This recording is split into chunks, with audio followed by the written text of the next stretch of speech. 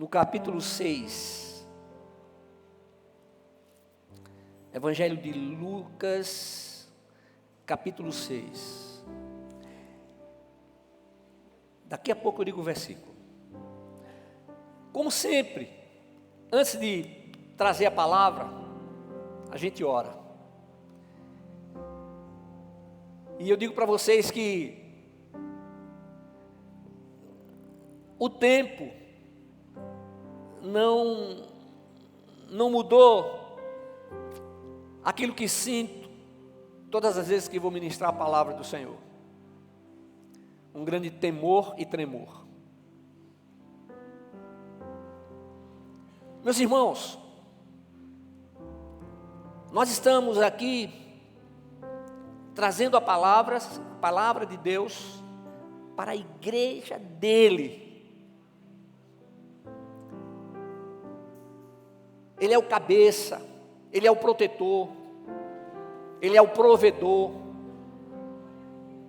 E ele declarou que as portas do inferno não prevalecerão contra a sua igreja. As portas do inferno não poderão segurar, conter tudo aquilo que a igreja do Senhor ainda tem para fazer no mundo. Eu não sei quanto tempo teremos, mas o que eu posso dizer para você é que, ao toque da trombeta, nunca esqueça disso. Aqueles que estão com o Senhor ressurgirão primeiro. Aqueles que estão com o Senhor, quem são aqueles que já morreram? Aqueles do Senhor Jesus. O que dorme é o corpo que será transformado, mas o espírito vai para o Senhor. Então eles estão com o Senhor, louvando, adorando, celebrando ao Senhor. E o Senhor me deu uma vez uma visão tremenda, um lugar imenso, como se fosse um único piso, não tinha emendas,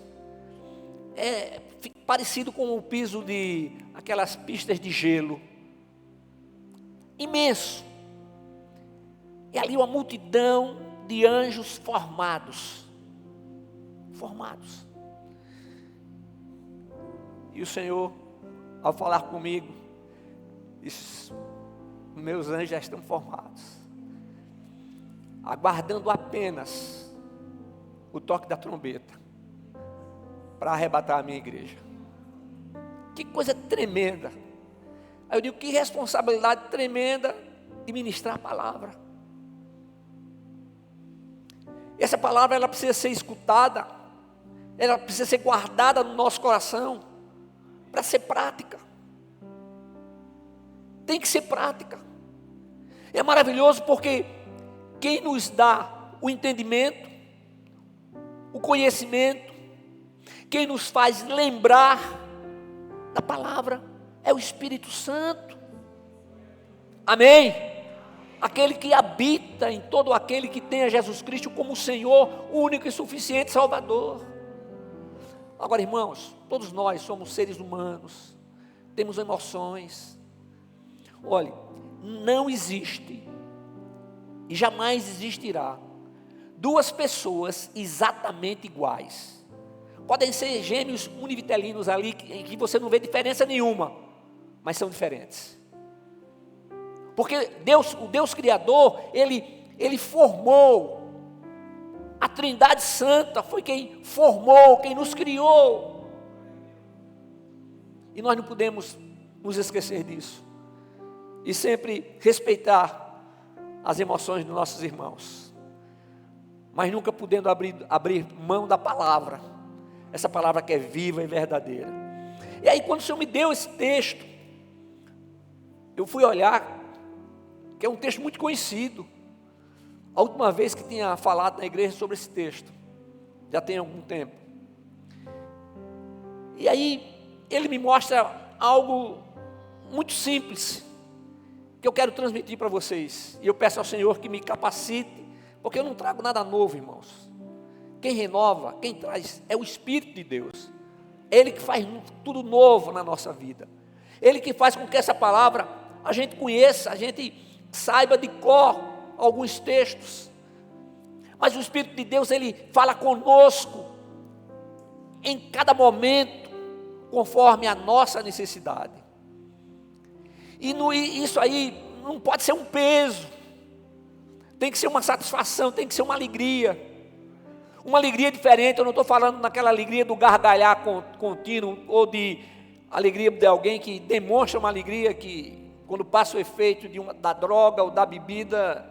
Não, eu estou falando daquela alegria perene, aquela tranquilidade, que mesmo a pessoa sendo inquieta, mesmo diante das mais terríveis circunstâncias, choramos, mas nunca nos desesperamos. Aleluia, porque o Senhor é a nossa força. É que no Evangelho de Lucas, no capítulo 6, apenas os versículos 46 a 49. Porque vocês me chamam Senhor, Senhor, e não fazem o que eu digo? Eu mostrarei com quem se compara aquele que vem a mim, ouve as minhas palavras e as pratica. É como o homem que, ao construir uma casa, cavou o fundo e colocou os alicerces na rocha. Quando veio a inundação, a torrente deu contra aquela casa, mas a conseguiu abalar. Não a conseguiu abalar. Não a conseguiu abalar, porque estava bem construída. Mas aquele que ouve as minhas palavras e não as pratica, é como o homem que construiu uma casa sobre o chão, sem alicerces. No momento em que a torrente deu contra aquela casa, ela caiu, e a sua destruição foi completa. Amém? Amém? Deixa eu falar um pouquinho sobre o contexto, rapidamente. A religião judaica estava transbordando do legalismo. Irmãos, não existe coisa pior do que o legalismo. Nós conhecemos ao Senhor, e tem gente que quer criar regras para servir o Senhor, para adorar o Senhor, para orar. Quando o Senhor Jesus nos ensina, quando Ele fala a oração que é conhecida como oração do Pai Nosso, Ele diz: Pai nosso que estás nos céus, santificado seja o vosso nome. Exalta ao Senhor, fala em nome de Jesus. E quando a gente fala, o Senhor escuta e Ele responde, mas nem sempre a resposta é aquela que nós gostaríamos. Mas aquela religião estava cheia de legalismo, e os líderes religiosos, eles colocavam fardos pesados sobre os ombros do povo. Mas quando Jesus chegou, trouxe uma mensagem diferente. Jesus falou de arrependimento. Jesus falou que o tempo já tinha chegado. Jesus falou de perdão.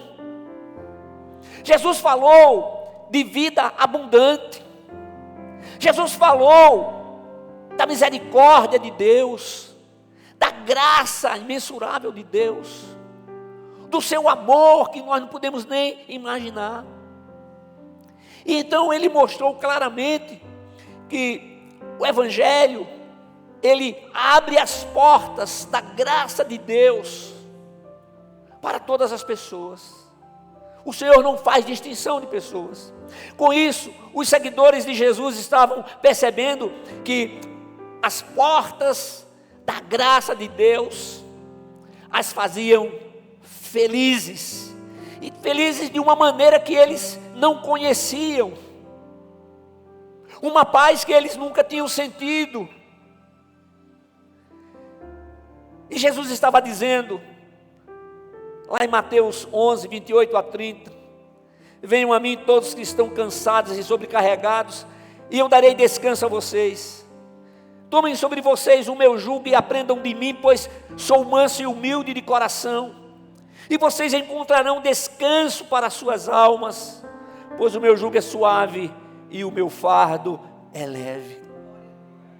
Então as pessoas olhavam para Jesus e viam em Jesus autoridade, poder, sinceridade, amor, vida. Ele falava diferente, ele era diferente. E o convite de Jesus, nesse texto que acabamos de ler, é um convite que é dirigido imediatamente para aquelas pessoas que estavam sendo oprimidas, que estavam sendo cobradas de coisas que eram impossíveis de serem feitas. Os próprios líderes, eles não faziam, eles não conseguiam cumprir tudo aquilo, mas exigiam das pessoas. Então Jesus, com autoridade, ele começou a fazer o quê? A perdoar o pecador, curar os enfermos, libertar os endemoniados, e atendendo a todos, sem qualquer preconceito, mas com uma coisa: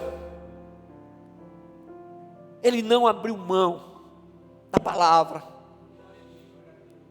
e ele nos mostrou, ele nos ensina como podemos aplicar essa palavra em amor, sem opressão. Oh, irmãos, isso aqui é maravilha, esse lugar maravilhoso. Você chega aqui qualquer hora do dia, da noite, pode não ter culto. Quando você entra aqui, você sente a presença do Senhor. Uma paz diferente. Não sou eu, não é o pastor Murilo, não são vocês, não somos nós. É o Senhor que faz. É Ele quem age. É Ele quem opera. E Jesus, Ele traz uma palavra e Ele faz uma comparação extraordinária. E em nosso texto básico, Ele está destacando duas verdades importantes. A primeira delas, o conflito entre a profissão de fé e a obediência. Por isso que Jesus inicia o texto perguntando: por que vocês me chamam Senhor, Senhor, e não fazem o que eu digo? Então, aquele que tem uma confissão tão certa e tão eloquente, não obedece ao Senhor?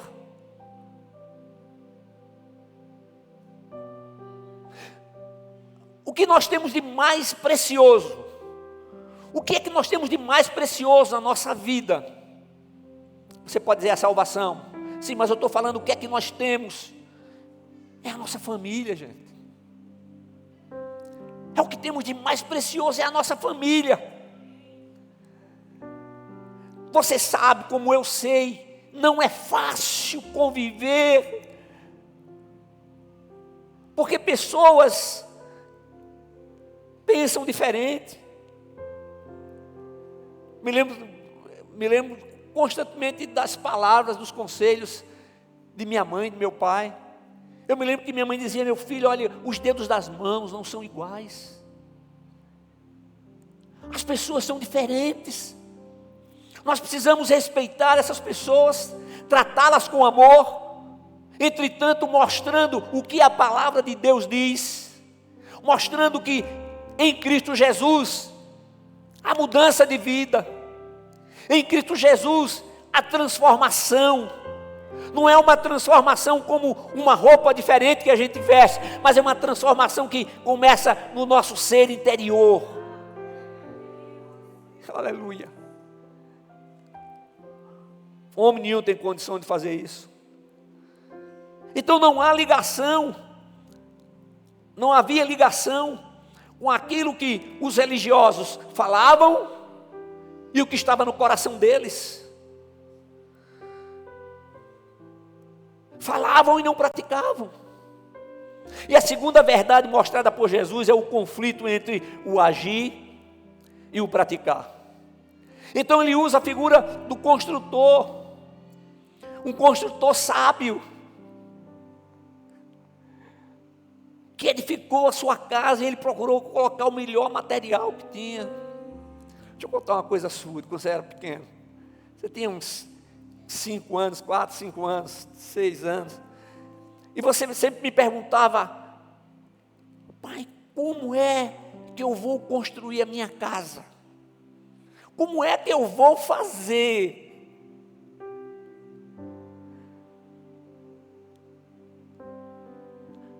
Construir a nossa casa, a nossa morada, mas a casa onde o Espírito de Deus habita. Construção aqui no sentido de ser dirigido pelo Espírito Santo.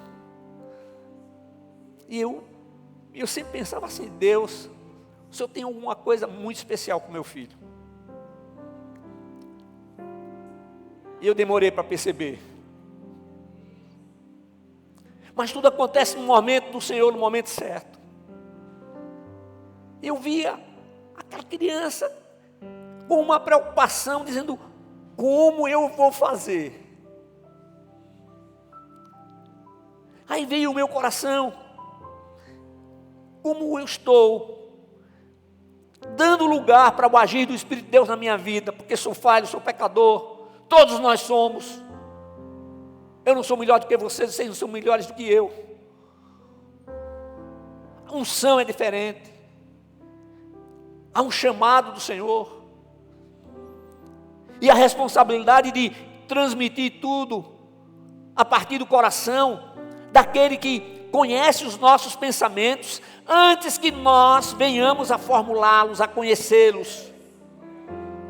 Aquele que conhece os nossos propósitos que ainda não conhecemos e não sabemos. Então aquele construtor responsável cavou bem fundo.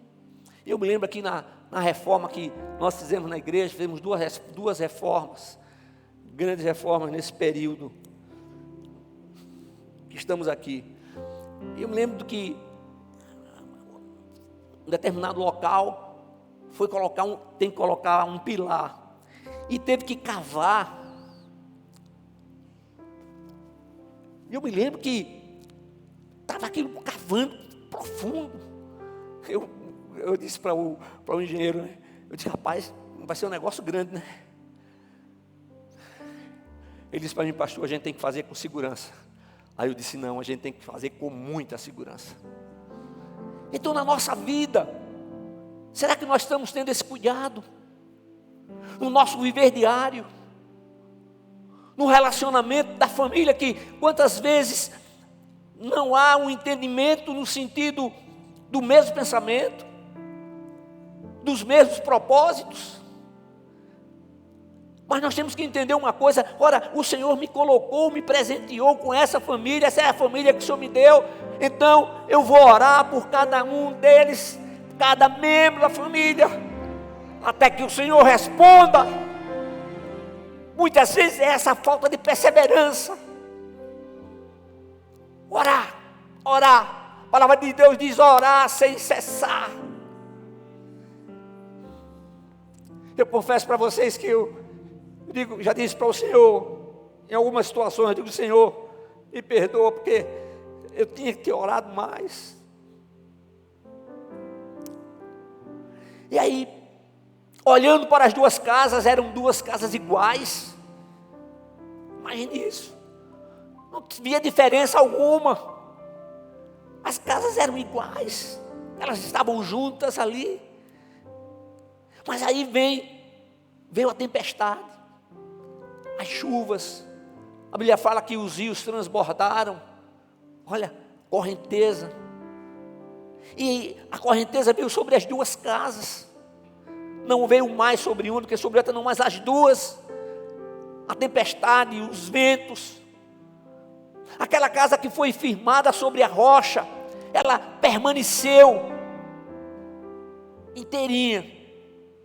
Mas aquela outra que não tinha nenhum alicerce, que foi firmada sobre a areia, o texto bíblico diz que ela foi destruída, ela deixou de existir. Mas esse era o olhar do homem. As pessoas olhavam, não viam diferença. Mas Deus olha, Ele conhece as diferenças. Ele sabe das nossas necessidades. Eu tenho repetido isso para vocês. Nós não podemos esquecer disso. Que esse Deus que é o Deus Criador, que é o Deus provedor, que é o Deus Todo-Poderoso, que é o Deus de amor, também é o Deus de justiça.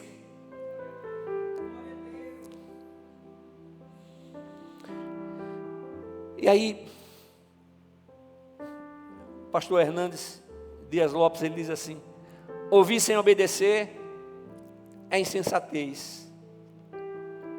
Falar sem praticar é tolice.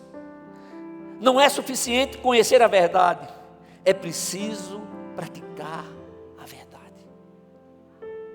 Meus amados irmãos, não é suficiente ter uma boa palavra, é preciso ter uma ética consistente. Não é suficiente ter fé, é preciso ter amor e ter misericórdia para ajudar ao próximo. Não teremos nunca condições de fazer tudo por todas as pessoas, mas podemos fazer algumas coisas. Durante 20 anos, aquele trabalho da ACEL, quantas crianças foram livres das drogas e tantas outras coisas. Eu sei que um dia nós vamos voltar. Amém? Trabalho que você que não sabe, eram crianças, elas iam, quem estudava de tarde ia de manhã para a CEL, elas estudavam, faziam as lições, recebiam a palavra, recebiam alimento, recebiam roupa. As famílias eram ajudadas. Sabe, meus irmãos, a pessoa pode mudar o seu jeito de falar, mas se escuta a palavra e toma uma decisão de mudar, essa mudança ela é interior, e essa mudança ela vai acontecendo como está acontecendo conosco. É o trabalhar do Espírito de Deus que vai trabalhar até o nosso último suspiro. Irmãos, quando Jesus falava, aquelas pessoas viam poder, autoridade, amor, misericórdia, vida, mas aquelas pessoas viam humildade. Humildade. Aí você diz assim: não, humildade, irmãos, não importa o dinheiro que você tenha, peça ao Senhor o discernimento e vai ver o que significa a palavra humildade. Agora, meus amados irmãos, escutar a palavra e continuar com o mesmo estilo de vida é um problema de cada um. Deus não vai permitir. Sim, Deus não vai permitir, mas e a decisão? É Ele que toma? Não. Ele já fez tudo que precisava ser feito. A decisão é do homem, do ser humano, e ela tem que ser pessoal, tem que ser espontânea. Não é chegar e dizer: não, eu quero ser batizado, porque no momento que eu for batizado vai mudar tudo. Não, irmãos, o que muda tudo é ser uma nova criatura em Cristo Jesus, nosso Senhor e Salvador. Ser membro da igreja, sim. Mas o que salva é o batismo na morte e ressurreição de Cristo. É entender por fé e aceitar que a morte de Cristo foi a nossa morte e a sua ressurreição, a nossa ressurreição para uma nova vida. E entender que a vida que vivemos não nos pertence, pertence a Ele, porque Ele pagou o preço. Então, quando essa palavra está gravada na mente, no coração, nas decisões rápidas, sabe aquele tipo de decisão que diz assim: é pegar ou largar? Eu digo: eu largo. Mas você vai perder? Não interessa, eu já larguei. Porque se não tiver uma direção do meu Senhor, eu não faço mais besteira não. Amém? Vocês estão entendendo o que eu estou falando? O julgamento do homem jamais poderá ser comparado ao julgamento de Deus. O julgamento daquele que é justo, fiel, incorruptível, incomparável, misericordioso. E mais uma vez conhece o coração e os propósitos de cada pessoa. Porque Deus é absoluto em tudo. A Deus é absoluto em justiça, né? É.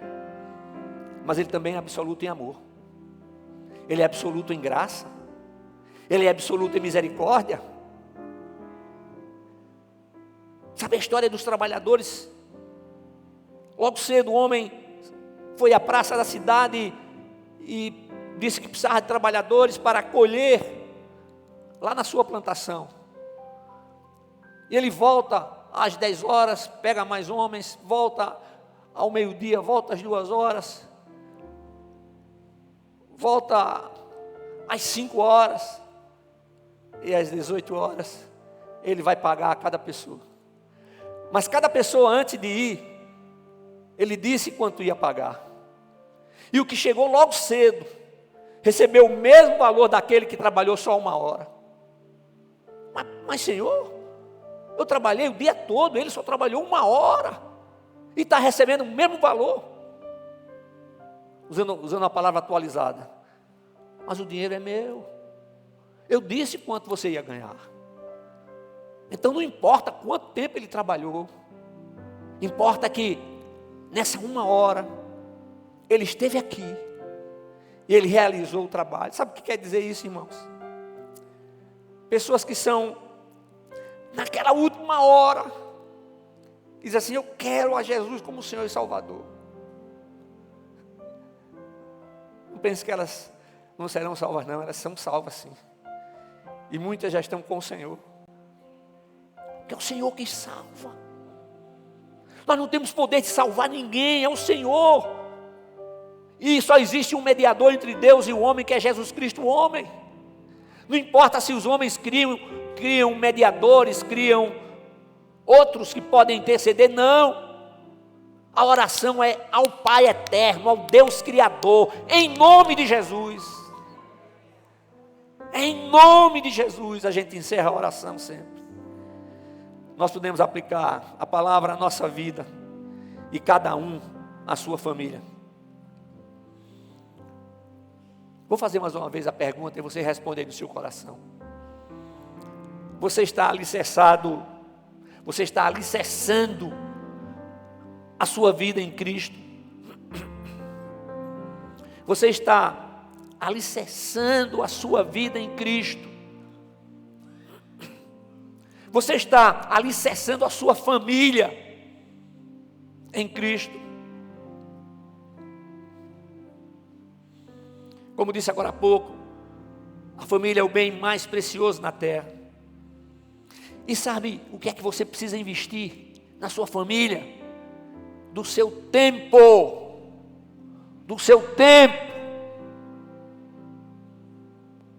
Nós só temos um momento. Esse momento já não é mais o mesmo. Esse momento já não é mais o mesmo. Momentos. Imagine quadros. Esse momento, esse momento, esse momento, esse momento. Fazemos planos. Fazemos os nossos projetos. Mas quem sabe se realizaremos é o Senhor. Aí eu digo o seguinte: como você está fazendo para que lá na frente você possa recordar dos bons momentos que você teve com a sua família? Eu entendo que cada caso é um caso, cada pessoa tem uma história diferente. Eu estou falando no geral. Esse é o propósito do Senhor. Mas nem tudo acontece conforme o propósito do Senhor.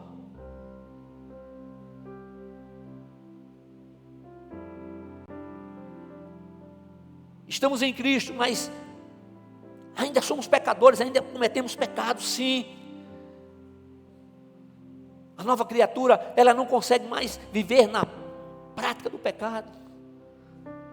Mas precisamos vigiar e orar. E vigiar e orar em todo o tempo.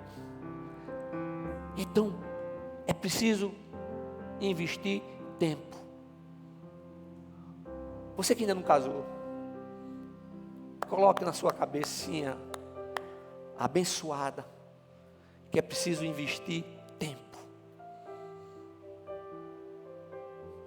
Meu pai dizia: meu filho, o tempo vale mais do que ouro. O tempo vale mais do que ouro. A vida é única. E cada segundo da nossa vida é único. Terça-feira que vem a gente vai estar aqui de novo. Mas esse momento hoje é único. Esse dia é único. O dia de amanhã será único. Não sabemos o que irá acontecer amanhã. Mas sabemos de uma coisa, que aconteça o que acontecer, o Senhor não irá nos deixar, Ele não nos desamparará. Agora, por favor, meu irmão, minha irmã, jamais encontraremos alguém perfeito, porque o único perfeito foi Jesus Cristo, o homem. Não é fácil viver a dois, mas é possível viver a dois. Deus coloca amor, não existe mais amor. Deus coloca atração, não existe mais atração. Deus coloca entendimento, não existe mais entendimento. Ele faz tudo. Ele faz tudo. Então, se quero a minha família alicerçada em Cristo, eu tenho que também alicerçar a minha vida. Porque os filhos estão olhando para a gente. Pensa que as crianças, elas estão pegando tudo. Você está falando, ela está ali sentada desenhando no celular, alguma coisa. Pergunta depois o que foi que você estava falando, que ela vai saber tudinho. Ela vai lhe dizer tudo. Agora, irmãos, significa isso o quê? Viver em submissão ao Espírito Santo. Porque nós não temos por nós mesmos esse poder, essa determinação. Quase sempre as diferenças não são tão fáceis de serem percebidas. Mas para Deus não há nada escondido. Eu começo a encerrar dizendo que na família existem responsabilidades e papéis diferentes. Homem, você é o sacerdote, o provedor. Eu me lembro que há muitos anos, aconselhando um casal, há muitos anos que não estão mais aqui. Final, ele chegou para mim e disse assim: rapaz, você disse que eu sou o provedor, então sou eu que tenho que manter a casa. Eu digo: não sou eu que estou dizendo, não, é a Bíblia que diz. Mas não está errado em ajudar, não, irmão. Não está errado em ajudar, você pode ajudar. Não é para chegar no final do mês e dizer: minha filha, o seu dinheirinho aqui na minha mão, não é de Deus, não. Deixa ela gastar o dinheiro dela. Invista na sua mulher. Invista. Dentro das suas condições, compre a melhor roupa. Aí eu estava na farmácia hoje comprando lá uns medicamentos. Tinha 2 receitas. A moça disse, eu disse para ela: essa aqui é só um. Agora essa outra é tudo. Ela disse: é tudo? É tudo. Porque essa outra receita é de Damares. É tudo. Então, se você e eu, se nós estivermos alicerçando a nossa vida em Cristo, as batalhas, as aflições virão, mas nós passaremos, nós continuaremos caminhando, e elas ficarão lá atrás. A mulher, ô meu irmão, você é a fiel ajudadora. Meu irmão, você é o sacerdote na sua casa. Quando há um casamento, é o início de um novo núcleo familiar. É claro que nós vamos amar os pais, mas agora aquele novo núcleo,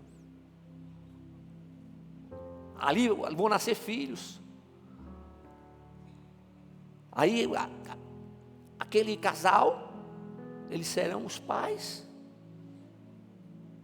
e os pais dele, os avós, e os pais dos pais, os bisavós.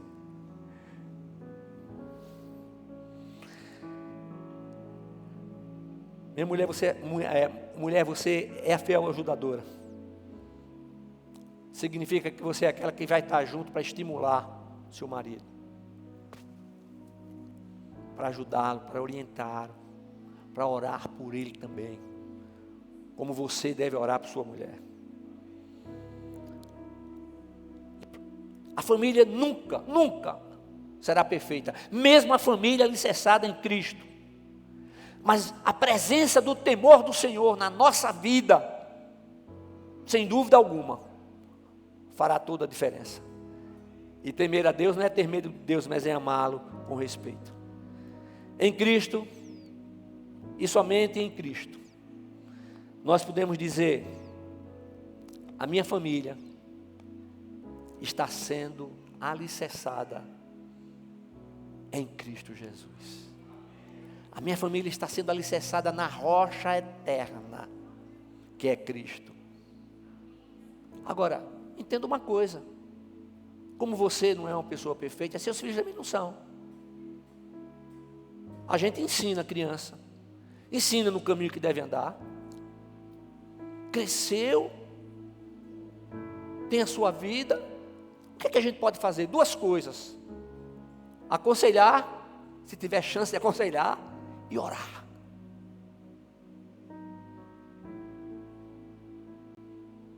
Então não esqueça, os filhos não nos pertencem, pertencem ao Senhor. Nós pertencemos ao Senhor. E estaremos na presença dEle, quer pelo toque da trombeta, ou quer Ele chamando a gente antes do toque da trombeta. A certeza é que estaremos com Ele e ficaremos eternamente em sua presença. As duas casas, mesma aparência, mas cada uma com grandes diferenças, que o homem não via, mas que o Senhor via. E a vida que está sendo, começou a ser, iniciou sobre a areia. O que é que o Senhor faz?